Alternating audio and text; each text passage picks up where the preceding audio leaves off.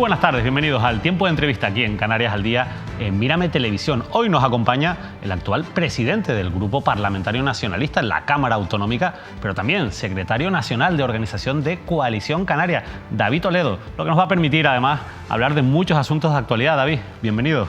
Muchas gracias por la invitación. Gracias en este caso a usted por acompañarnos en esta entrevista. Vamos a hablar, como le decía, muchos asuntos de actualidad. La verdad es que voy a empezar hablando de Fitur, si le parece, porque dejamos atrás esa feria turística tan importante en la que pues, muchas administraciones de Canarias van a vender pues, las bondades de las islas de cara a la atracción de turistas, sobre todo de turoperadores y demás, y se sigue celebrando la llegada y el récord de turistas. Hay muchas voces que plantean la necesidad de repensar el modelo turístico de Canarias. ¿Qué piensa Coalición Canaria? ¿Qué piensan ustedes sobre el modelo turístico de Canarias?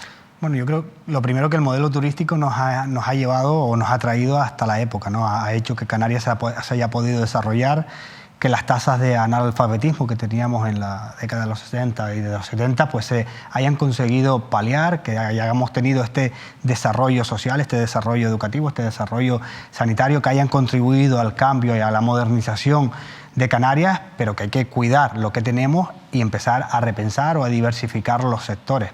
El turismo, por ejemplo, en cifras del año pasado, de 2023, nos dejó 16 millones de turistas y más de 22.000 millones de euros. Por lo tanto, es una actividad o es la primera actividad que tiene Canarias que nos da de comer a todos. No solamente de manera directa, también de manera indirecta. Genera muchos puestos de trabajo, todas aquellas lavanderías o comercios que están al lado de los hoteles, sectores del taxi o sectores de cualquier índole que se alimentan al final de una actividad como la que es la del turismo. Ahora, hay islas que soportan una mayor carga de turismo y hay islas que soportan una menor carga de turismo. Quizá deberíamos empezar a repensar e intentar repartir esa carga de turistas de una manera más lineal en el territorio de Canarias, pero yo creo que tenemos que cuidar a un sector que nos da de comer y que nos ha hecho desarrollarnos como sociedad. Hay islas e islas, evidentemente, en el mapa turístico de Canarias, y una de ellas, de la que usted procede además, que es Lanzarote, hace un año iniciaba esos trámites para declararse como una isla saturada turísticamente, que básicamente es no seguir creciendo en la construcción de nuevas plazas hoteleras. Sin embargo, el pasado mes de noviembre veíamos una noticia que me gustaría compartir con usted, en la que el gobierno de Canarias autorizaba la construcción de un nuevo hotel de 4 estrellas en Lanzarote. Hace menos de un año el Cabildo inició los trámites para declarar, como le decía, la isla turísticamente saturada como paso previo para el decrecimiento, que es la palabra que se utiliza. No es una contradicción que una isla que quiere declararse saturada turísticamente, el gobierno de Canarias siga autorizando nuevas plantas alojativas.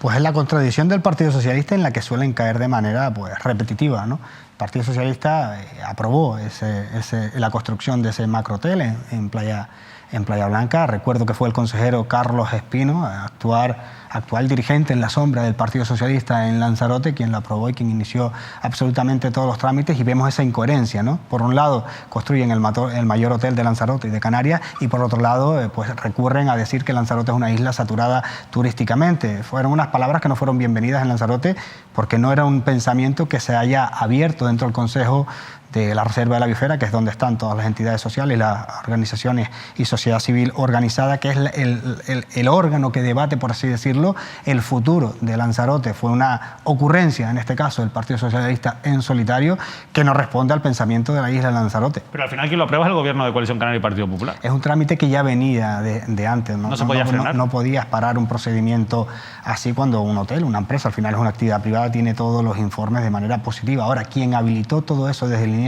esto empezó hace muchos años en Lanzarote, de manos del Partido Socialista, concretamente Carlos Espino, que en esa época era consejero y secretario insular hasta que tuvo que dimitir por una sentencia judicial y ese código ético del Partido Socialista, que unas veces es más flexible y otras veces menos inflexible, y de esos lodos pues viene todo lo que está ocurriendo ahora en la isla de Lanzarote.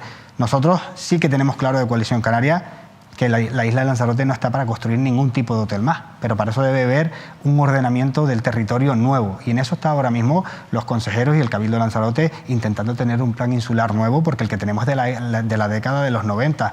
Ahora, tenemos que ese plan insular que repercuta o que reincida o que tenga el objetivo de que la planta hotelera pues se restaure, se actualice, esté en mejores condiciones, pero lo que sí que no queremos son más camas en la isla de Lanzarote. Y en el resto de Canarias, en otras zonas donde también se podría llegar a esa declaración de zonas saturadas, ¿Están pensando en esa posibilidad de frenar el crecimiento turístico? No sé si a través de moratorias, como aprobó en su momento la Comunidad de Baleares, no sé si a través de qué herramientas urbanísticas, pero esa es la idea, esa es la intención de Coalición Canaria. Las moratorias son un arma de doble filo. En Lanzarote, que estábamos hablando ahora de ello, lo sufrimos, ¿no? En esa década de los 90 se aprobó una moratoria turística en la isla de Lanzarote y eso lo que hizo fue no frenar el desarrollo turístico, lo aceleró.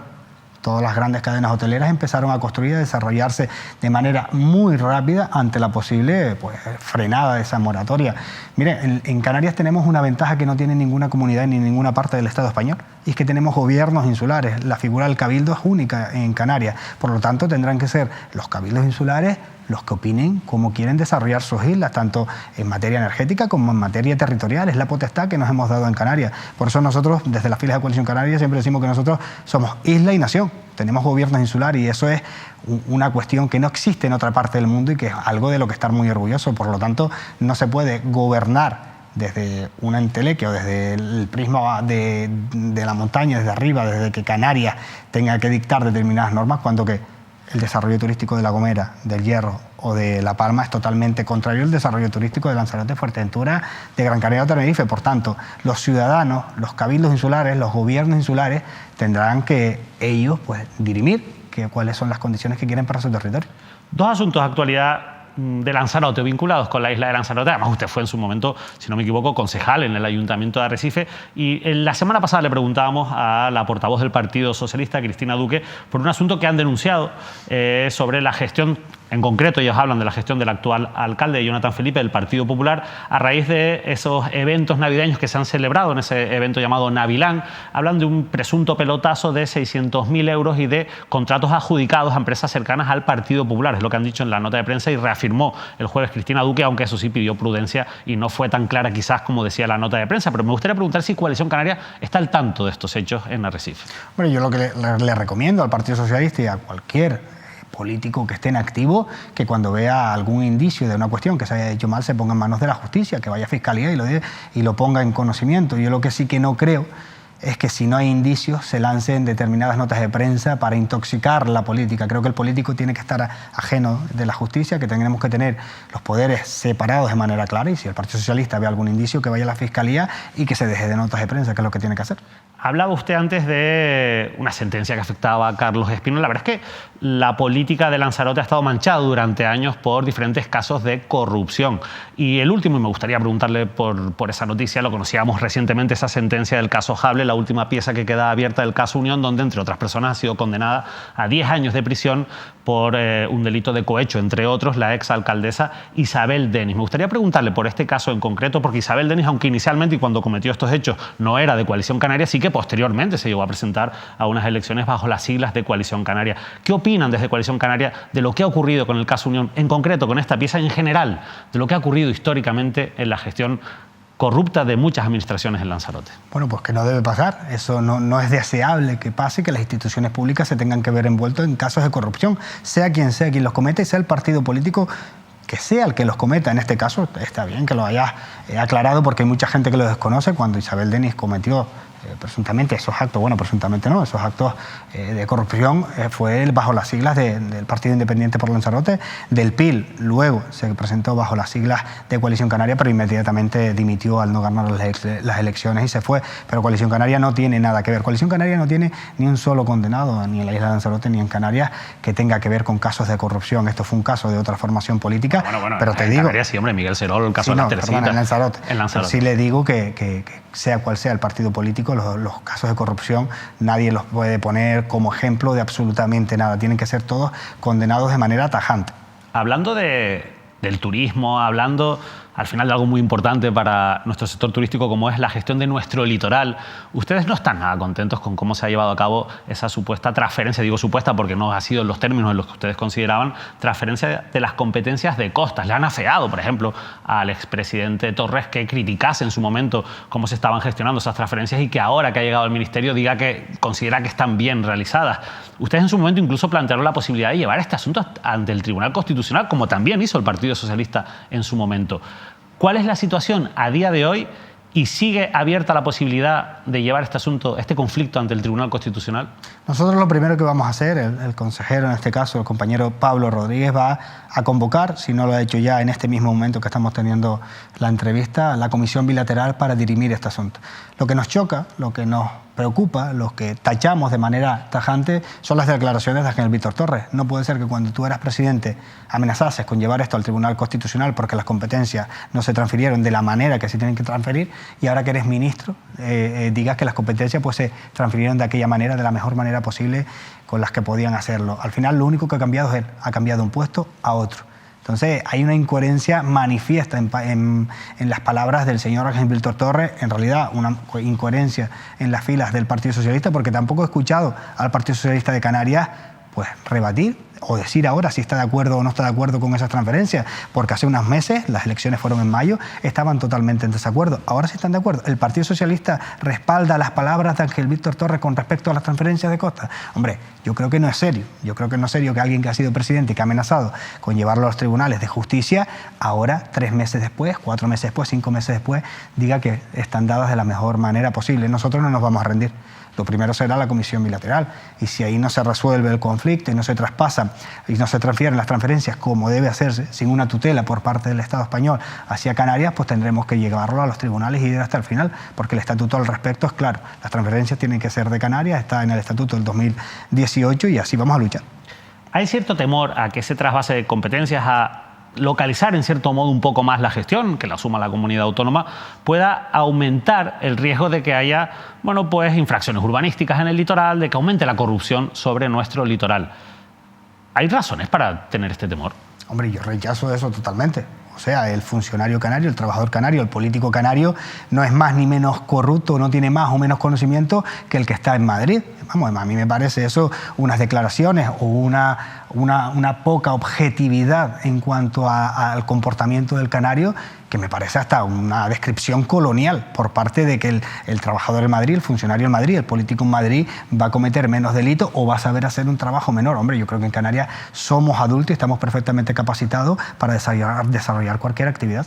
Siendo cierto o interesante eso que comenta, también es verdad que, por ejemplo, en Canarias se han aprobado planes de modernización turística de nuestro litoral, en los que se han, en 2015, en su momento, en el último mandato, la última legislatura de Paulino Rivero, donde se permitían o se daban aprovechamientos urbanísticos a muchas empresas hoteleras que se encuentran en nuestro litoral, planes que después han sido tumbados en algunos casos importantes, como en Costa Deje, en la isla de Tenerife, por los tribunales.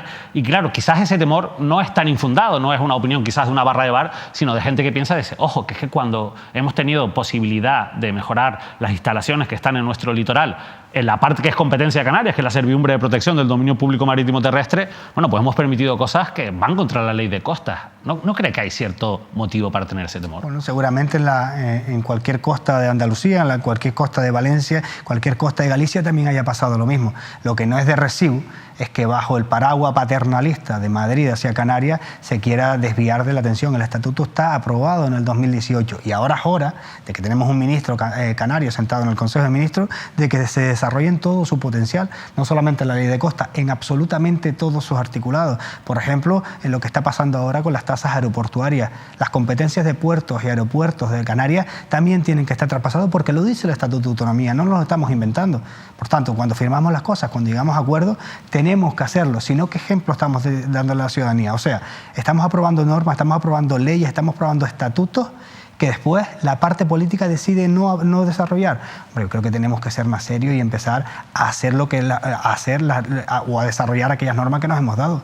Hablando de acuerdos, hablando de apoyos, vamos a hablar un poco de política general. Usted al final es el secretario nacional de organización de Coalición Canaria. Coalición Canaria comenzó la nueva temporada política después de las últimas elecciones locales sellando un pacto con el Partido Popular en el gobierno autonómico. Poco después, una vez que se celebraron las elecciones generales, apoyó la investidura de Feijóo del Partido Popular en Moncloa, que resultó fallida, y finalmente acabaron apoyando la investidura de Pedro Sánchez del Partido Socialista y han apoyado también los diferentes decretos anticrisis que ha aprobado recientemente, además han sido claves en esa aprobación, el partido o impulsado el Partido Socialista. ¿Cómo justifican estos cambios de tendencia política o de apoyos políticos que para algunas personas se consideran bandazos? No hemos cambiado. Lo hemos dicho en la precampaña, lo dijimos en la campaña, lo dijimos a posterior. Nosotros le daríamos el apoyo a aquella formación política que firmase la Agenda Canaria. El resultado es que 259 diputados de 350 que hay en el Congreso han respaldado la Agenda Canaria. Primero la respaldó el Partido Popular con todos sus diputados y luego el Partido Socialista con todos sus diputados. Quien se compromete con Canarias tendrá el respaldo de Coalición Canaria. Lo hizo primero Alberto Núñez Feijóo, lo hizo después Pedro Sánchez y ambos han tenido nuestro respaldo, pero siempre lo hemos dicho.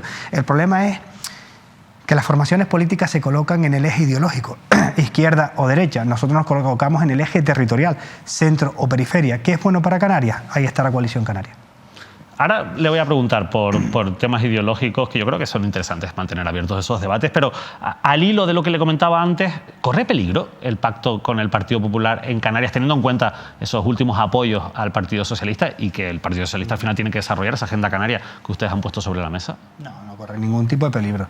El pacto es fuerte, es saludable, va a seguir durante los 4 años en una relación magnífica, tanto con Manolo como con Poli Suárez, que es el secretario general del Partido Popular, y una cosa es lo que pase en la institución canaria, otra cosa es lo que pase en la institución del gobierno del Estado español. Pero es que le pongo un ejemplo, ya lo hicimos. Nosotros teníamos un acuerdo con el Partido Socialista en Canarias y apoyamos y respaldamos a Rajoy en Madrid, y ahora lo estamos haciendo de la manera inversa, pero por una simple cuestión. Nosotros no estamos aquí para que el Partido Socialista o el Partido Popular consigan sus objetivos. Nosotros somos un partido adulto e independiente que no tiene nada que ver ni con el Partido Popular ni con el Partido Socialista. Nosotros tenemos nuestra propia forma de pensar, que es siempre poniendo a Canarias por delante. Y cuando nosotros firmábamos la Agenda Canaria, tanto con el Partido Popular como con el Partido Socialista, lo hacíamos a sabiendas de lo que iba a pasar, y lo hacíamos principalmente para resolver los problemas que tenía Canarias. ¿O acaso era mejor salir y decirle a los ciudadanos de Lanzarote, de La Graciosa, de Fuerteventura, que claro, que no íbamos a firmar por Pedro Sánchez, pero que ellos iban a seguir sufriendo cortes de agua? No, firmamos con un convenio de obras hidráulicas. ¿O acaso era mejor decirle a los de La Gomera que bueno, que lo del apagón y el cero energético lo iban a seguir sufriendo porque no queríamos firmar con Pedro Sánchez? No, primero resolver el problema de La Gomera. O en La Palma, reconstrucción de La Palma, ¿qué le íbamos a decir? Que nos negábamos a 100 millones de euros para la reconstrucción de La Palma o la bonificación del 60% del IRPF, porque claro, es que Pedro Sánchez, que ya iba a ser presidente, le teníamos que decir que no por una convicción ideológica. Hombre, no, ni tampoco por los incendios forestales que estaba sufriendo la isla de Tenerife. O sea, lo que le estoy queriendo decir es que nosotros anteponemos los problemas de Canarias a cualquier cuestión del Estado, siempre que cumpla unos mínimos y siempre que se comprometa con Canarias. Y eso va a seguir siempre pasando así, porque es el ADN de Coalición Canaria. El ADN de Coalición Canaria, la ideología, la identidad, la forma de ser, la forma de nacer de Coalición Canaria, recuérdela, que fue para superar y para luchar y para estar por encima de todas las connotaciones que tiene Canarias. El ADN de Coalición Canaria. ¿Cuál es la ideología de Coalición Canaria?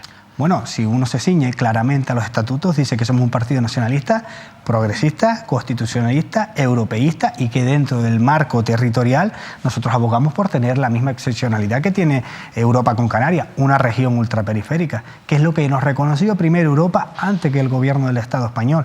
Es una excepcionalidad. ¿Por qué? Porque estamos alejados geográficamente, porque geográficamente estamos dentro del territorio africano, porque política, jurídica, económicamente pertenecemos a Europa, pero porque culturalmente pertenecemos a Latinoamérica. Por lo tanto, ese marco de tricontinentalidad es lo que define a Canarias, ser un balcón hacia el mundo, un balcón de oportunidades, un balcón de riqueza.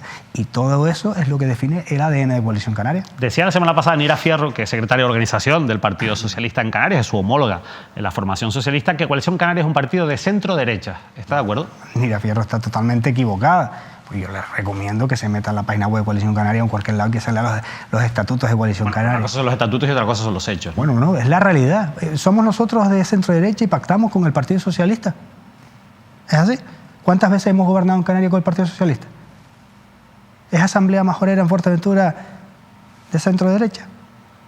¿Es Coalición Canaria Lanzarote de centro-derecha? La agrupación tiene Tinerfeña Independientes y que ya no existe, pero Coalición Canaria en Tenerife. Pero es que esa es la fortaleza de Coalición Canaria. Cuando nació Coalición Canaria, nació por la unión de varios partidos en Canarias, partidos de centro-derecha, partidos de centro-izquierda, partidos comunistas, partidos muy liberales que se unieron y por encima de todo pusieron los problemas de Canarias, y esa siempre va a ser nuestra fortaleza.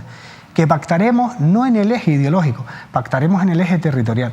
siempre vamos a anteponer que Canarias solucione sus problemas por encima de izquierda o derecha, y ese es el ADN, desde 1993 que nacimos. Y cuando toman medidas económicas como, por ejemplo, proponer, aunque todavía no han podido cumplirlo, la rebaja del IGIC, ¿no es una medida más de un partido de centro-derecha que de un partido progresista? O cuando bonifican, digamos, el impuesto de sucesiones a las fortunas más altas de las que ya estaban bonificadas, ¿no es una política de centro-derecha? Económicamente no siguen una línea más del neoliberalismo que impera en muchos ámbitos, que quizás medidas más cercanas a lo que se puede entender por la izquierda. Eso va a depender siempre del contexto. Va a ser una medida de centro-derecha bajar los impuestos en un contexto inflacionista después de una crisis como la COVID-19, en donde las personas, los ciudadanos se encerraron en casa, perdieron todo su poder adquisitivo, donde es imposible pagar una hipoteca, un alquiler, echar combustible al coche, donde es imposible hacer la cesta de la compra, donde es imposible emanciparse un joven. De verdad, bajar un impuesto para que de manera directa los ciudadanos tengan más recursos en su bolsillo es una medida de centro-derecha. De verdad, cuando que la única que se ha beneficiado de estos 3 terribles años económicos, la única que ha visto sus arcas con más dinero son las instituciones públicas, es una medida de derecha. Yo creo que es una medida de izquierda. Yo creo que es una medida de estar al lado del ciudadano. Yo creo que es una medida social. Eso es lo que yo creo. Eso es lo que cree Coalición Canaria. Porque si usted antes con 1.000 euros podía vivir y ahora con 1.000 euros no puede vivir, ¿de qué manera una institución pública puede hacer que usted de manera directa le sobre dinero mensualmente? Esto es el eterno debate, porque a lo mejor hay quien piensa que yo estoy dispuesto a pagar todos los impuestos que sean necesarios para mantener el estado del bienestar social. Seguramente, pero es que yo no voy a dejar de mantener el estado del bienestar cuando que la recaudación... Hombre, si ingresa menos dinero es más difícil. ¿Cómo vas a ingresar menos dinero si la inflación ha hecho que las instituciones públicas tengan más recaudación que nunca? Si tú tienes más recaudación que nunca porque está la inflación, oye, baje usted los impuestos para que los ciudadanos tengan más dinero en sus bolsillos de manera directa. Es el contexto político, jurídico, social y económico el que te marcará cuándo debes subir o bajar los impuestos. ¿Es una medida de centro-derecha que ellos cuando llegaron subieron los impuestos? ¿O es una medida de centro-izquierda cuando ellos en el 2008 los bajaron? ¿Es una medida de centro-derecha o de centro-izquierda cuando Emiliano García Paje bajó los impuestos? ¿Es Emiliano García Paje del Partido Socialista, de Coalición Canaria, del Partido Popular? Todo lo marca el contexto. Bueno, todo lo marca el contexto. Evidentemente hay muchas corrientes económicas que no opinan así, que están claramente definidas en cuanto a lo que se consideran medidas progresistas y medidas que no. Pero en cualquier caso, a mí me parece muy interesante esa explicación de por qué Coalición Canaria considera que no bajar los impuestos no es una medida de centro-derecha. Pero más allá de las políticas económicas, sí que es verdad, David, que hay hechos puntuales. Ustedes, por ejemplo, cuando llegaron a las elecciones, marcaron sus líneas rojas y dijeron: nosotros no vamos a pactar con Sumar o Podemos. Al final, Sumar o Podemos no llegaron en el Parlamento de Canarias a conseguir representación y desaparecieron de otras muchas instituciones, ni vamos a pactar con Vox, que al final es la extrema derecha, que sí que ha entrado en algunas instituciones. Por ejemplo, y vamos a volver, si me lo permite, a Lanzarote, en el Ayuntamiento de Teguise, donde ustedes han pactado con el concejal de Vox, al que han hecho incluso concejal de seguridad de la policía local. ¿Por qué han roto esa línea roja en Teguise? Lo primero, que nosotros pactamos en Teguise con Vox porque Nueva Canarias no quiso entrar a gobernar, un partido localista que se llama Primero Teguise tampoco quiso entrar a gobernar, y Vox era la última opción posible para poder conformar un gobierno y para poder darle estabilidad al Ayuntamiento de Teguise. Pero si Coalición Canaria rompió su línea roja, ¿el Partido Socialista no la ha roto? ¿O el Partido Socialista no tiene ayuntamientos en pactos en el Estado español con Vox? Mira, le pongo un ejemplo. Salamanca, Vitigudino. Allí gobierna el Partido Socialista. Usted va a entender que usted representa a Coalición Canaria. Yo de las preguntas que a Nira Firro ya le hice muchísimas preguntas el otro día sobre las contradicciones del Partido Socialista. Hoy le pregunto a usted por las contradicciones de Coalición Canaria. Ustedes dijeron que no iban a pactar con vos y en Teguise pactaron con vos. ¿Cómo lo explican?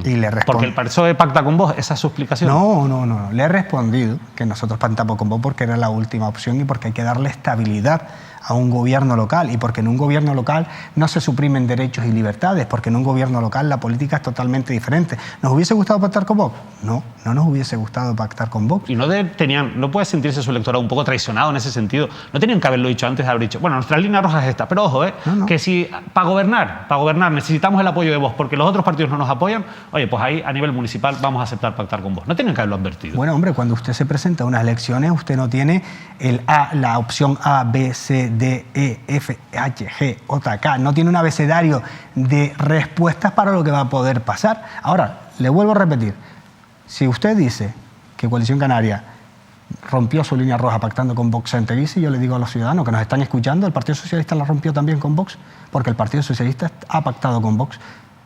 Salamanca, Vitigudino. Es más, hay 6 municipios más donde el Partido Socialista gobierna con Vox. Por lo tanto, ¿hay líneas rojas? Las hay. Ojalá fuesen al 100%. ¿Son al 99,9%? Pues mira, son al 99,9% porque la aritmética, en este caso local, de las instituciones, no da, y ahí no se suprimen ni derechos ni libertades. Ahí la política, pues usted sabe que es una política de gestión. Política de gestión es la que se necesita y mucho para la crisis migratoria que seguimos padeciendo en Canarias. La situación, este fin de semana hemos vuelto a recibir a muchos migrantes que llegan en situaciones muy complicadas. Hemos vuelto a conocer noticias de migrantes que han perdido la vida intentando llegar a Canarias. Hay islas que están como el Hierro que no tienen capacidad para poder acoger de manera digna a todas las personas migrantes que están llegando. Ustedes han vuelto a lanzar un llamamiento urgente al Estado para que apoye a Canarias en este sentido, para que dote a Canarias de más medios, para que también lo haga así la Unión Europea. ¿Cuál es la situación a día de hoy, David? Se lo pregunto porque, al fin y al cabo, hemos hablado de los apoyos que le han dado a Pedro Sánchez, hemos hablado de esa agenda canaria, pero parece que hay cosas que se están quedando fuera de esa agenda canaria. No sé si en el papel o en la letra, pero sí por lo menos en los hechos. Parece que a Canarias no está importando, como debería en este caso, al Estado español. Hombre, el trato en materia migratoria del Estado español con Canarias siempre ha sido malo. Eso a nadie se le esconde. Nosotros, a partir de ahí, a partir de ese trato indigno con Canarias por parte del Estado, elaboramos la agenda canaria y, entre otras cuestiones, apoyamos la investidura y la legislatura de Pedro Sánchez a cambio de la modificación de la ley del menor para que las derivaciones sean obligatorias, porque, visto lo visto, de manera voluntaria no estaban habiendo derivaciones. A partir de ahí ahora estamos en los tiempos del procedimiento. El día 31 se reúne el presidente del Gobierno con los portavoces parlamentarios de todos los grupos políticos para terminar esa propuesta de modificación de la ley del menor, que tendrá que ir al Gobierno del Estado para poder tramitarla. Estamos en los plazos y en los procedimientos oportunos. También en ese impasse ha dado la situación que nosotros en la Agenda Canaria negociamos que no era de recibo que para hablar de materia migratoria tuviésemos que hablar con hasta 6 ministerios distintos. Reclamamos un mando único. El mando único, por suerte, ya está. ¿Y quién mejor que un expresidente del Gobierno canario o que un canario como Ángel Víctor Torres? Cualquier cuestión en materia migratoria tendremos que hablarla con él, que él es el interlocutor que tenemos con Madrid. Hombre, yo le preguntaría al señor Torres, por ejemplo, por qué las derivaciones de los menores no acompañados no se están dando. En octubre, noviembre, por ahí se acordaron de unas 347 derivaciones de menores no acompañados y no se han dado. Es una pregunta para el señor Torres. Otra pregunta para el señor Torres es lo que ha pasado esta semana en Lanzarote. En los medios de comunicación está como que parece que van a construir un macrocentro de migrantes, y no lo digo yo, el propio alcalde de ese municipio, de San Bartolomé, es del Partido Socialista y ha levantado la voz, que él no sabe absolutamente nada de lo que está pasando allí. Fíjese usted el trato de Madrid, un gobierno del Partido Socialista, que en terrenos de un municipio gobernado por mayoría absoluta por el Partido Socialista no hay ningún tipo de comunicación. Pero ocurría también cuando ustedes daban el apoyo a esos decretos anticrisis de Sánchez y poco después conocíamos que el Gobierno va a traspasar, veremos hasta dónde puede hacerlo, competencias en materia migratoria a la Comunidad de Cataluña. En materia migratoria, ¿se sienten engañados, traicionados o quizás decepcionados con el Partido Socialista? Bueno, lo primero es que en ese decreto no se votó nada que tenga que ver con el traspaso de competencias en materia migratoria a Cataluña. Ya, pero indirectamente quizás eso no era como es que eso hacerle un feo a Canarias. No, porque es que eso se tiene que... Primero que nadie sabía nada, ni los ministros del Partido Socialista lo conocían, nadie. Por eso le decía que ahí se votaron los decretos anticrisis y a las horas empezó a hablarse de ese tema, pero ese tema se tendrá que votar en el Congreso de los Diputados por mayoría. Ya veremos cuando vaya. Si los partidos políticos allí con representación, nosotros por supuesto votaríamos que no. Y además, que es incoherente una vez más. O sea, en la Unión Europea se está llevando a cabo un acuerdo, un pacto de asilo e inmigración para tener una política migratoria comunitaria, y el Estado español va a tener una política comunitaria para 16 comunidades autónomas y una política comunitaria y una política migratoria para una comunidad autónoma en específico. Primero, que la Unión Europea no se la aprobaría, por eso se está aprobando ese pacto de asilo y de inmigración de la Unión Europea. Ahora, ¿qué es lo que ha pasado entre Junts y el Partido Socialista? ¿Quién ha mentido a quién? ¿Quién ha dicho una palabra entrecomillada o no? Eso lo tendrá que resolver el Partido Socialista y Junts. Pero eso ni se ha votado en el Congreso de Diputados y dudo mucho que la Unión Europea lo autorice, y es más, dudo mucho también que saliese aprobado en el Parlamento, en el Congreso de los Diputados. Ustedes, mientras piden más recursos al Estado, mientras piden que se dignifique la acogida de las personas migrantes y sobre todo también de los menores migrantes no acompañados que llegan a Canarias, critican duramente también a la presidenta de la Comunidad de Madrid, a la señora Ayuso, por sus declaraciones también en materia de inmigración, pero sin embargo después han llegado a acuerdos con, por ejemplo, la alcaldesa de Mogán, con Eulalia Bueno, a la que incluso han colocado dentro de la ejecutiva de Coalición Canaria, una persona que públicamente ha despreciado, digamos, la dignidad de los migrantes con medidas como, por ejemplo, negarse a enterrar a personas migrantes en su municipio, incluso fletar una guagua para sacar unos 200 migrantes, como hizo en su momento, y trasladarlos a la capital Gran Canaria. ¿Por qué han llegado a un acuerdo con una persona que actúa de esa manera en materia de derechos humanos, en materia de migraciones? Quien está faltando a los derechos humanos en materia de migración es el Estado español. Lo que ha dicho la alcaldesa de Mogán es que no es normal que los ayuntamientos tengan que hacerse cargo en materia económica de todo lo que está pasando en los municipios de Canarias, que se están haciendo cargo. Y hay ayuntamientos muy pequeños en donde están viéndose comprometido su presupuesto de una manera muy grande. Y le pongo el caso de Órsola, por ejemplo. En Órsola llegaba una embarcación con más de 300 personas a las 4 de la mañana y la alcaldesa de Coalición Canaria, embarazada de 7 meses, se tiró al mar a rescatarlo. ¿Quién está incumpliendo o quién incumplió todos los derechos fundamentales humanos en Canarias? Ya, yo creo que el Estado español con esas políticas de Eulalia Bueno, Bueno, porque puede tener razón en el discurso, pero después una cosa es decir, necesitamos más recursos, y otra cosa es decir, búsquense la vida, señores migrantes, yo no les voy a enterrar aquí, o les voy a poner dentro de una guagua y los voy a trasladar a Las Palmas de Gran Canaria. ¿Ustedes están de acuerdo con ese tipo de actuaciones? Lo que la compañera Eulalia dijo es que estaba ya en desacuerdo y que no iba a seguir pagando ningún entierro más porque no podía seguir comprometiendo el presupuesto de su ayuntamiento con ese tipo de cuestiones. Y estaba reclamando fondos económicos, financiación, que también le digo, y esto es otro debate, a Canarias le cuesta 10 millones de euros al mes el mantenimiento de todo lo que conlleva la atención a los menores inmigrantes no acompañados. Nosotros no queremos más dinero por parte del Estado español. No se trata de que nos envíen dinero para que nosotros mantengamos a los migrantes a los menores migrantes no acompañados. Se trata de que una vez por todas, una competencia que es estatal, las asuman todas las comunidades autónomas. Y ahora que por primera vez en la historia se está viendo como un problema que hasta ahora solo afrontaba Canarias y ahora se está exportando a todo el conjunto del Estado, están saliendo los presidentes de las comunidades autónomas diciendo que no les gusta que le deriven menores migrantes. Ahora, cuando los aguantábamos nosotros solos, cuando nosotros solos nos hacíamos cargo de absolutamente todo lo que conlleva, nadie decía nada, porque estaban intentando que Canarias fuese una cárcel. Ahora, cuando el problema es para todo el Estado, empiezan a salir las voces discordantes. Yo es que le voy a insistir, porque es que ustedes entonces, es que no me queda claro, David, ¿están de acuerdo con la forma de actuar de la alcaldesa de Mogán? Le vuelvo a repetir que lo que ha dicho la alcaldesa de Mogán es que no va a pagar más entierros, que no va a asumir. Pero lo primero, ¿a ustedes les parece bien eso? Que, imagínense, que todos los alcaldes se planten en ese sentido. O sea, primero, que por ley están obligados a hacerlo. Y segundo, otra cosa es que sea injusto, que haya que dotar de más competencias. Pero ¿a usted le parece que esa es la reacción? ¿No cree que es una prioridad enterrar a esas personas migrantes que han fallecido en el mar, que además lo establece, insisto, la ley? Es una prioridad y una cuestión de dignidad política. ¿No cree que una persona que se niega a hacer eso, insisto, como podemos hablar de cómo se fletó una guagua para trasladar a 200 migrantes porque no los quiere en su municipio, no es una persona que desprecia la dignidad de esas personas migrantes? Pero yo creo que ella alzó la voz para tener más recursos económicos por parte del Estado en ese momento y seguramente lo consiguió, porque recuerdo que hasta esa fecha no habían llegado los 50 millones de euros para la atención de los menores migrantes en Canarias. Oye, yo puedo estar de acuerdo o no puedo estar de acuerdo, pero que ella consiguió su objetivo a través de los altavoces que le dan los medios de comunicación, como el que usted presenta, creo que lo consiguió. Y a través de ahí, el gobierno de Canarias, el Estado español, empezó a asumir un problema. ¿Usted recuerda cuando ella tuvo que hacerse, ella no, su municipio, tuvo que hacerse cargo del muelle de la indignación? ¿Dónde estaba el Partido Socialista? ¿Dónde estaba en ese momento cuando había más de 3.000 personas hacinadas en el muelle? ¿Dónde? Eso no es violentar los derechos humanos, ¿de verdad? O no es violentar los derechos humanos lo que están haciendo en Arrecife con el CATE, con 4 casetas de campaña allí, que cada vez que llovía se inundaba y estaban las camas de las personas que duermen ahí flotando. Hombre, cuando hablamos de vulneración de los derechos humanos, yo creo que el Estado español, con respecto a la situación en Canarias, ha mirado para otro lado.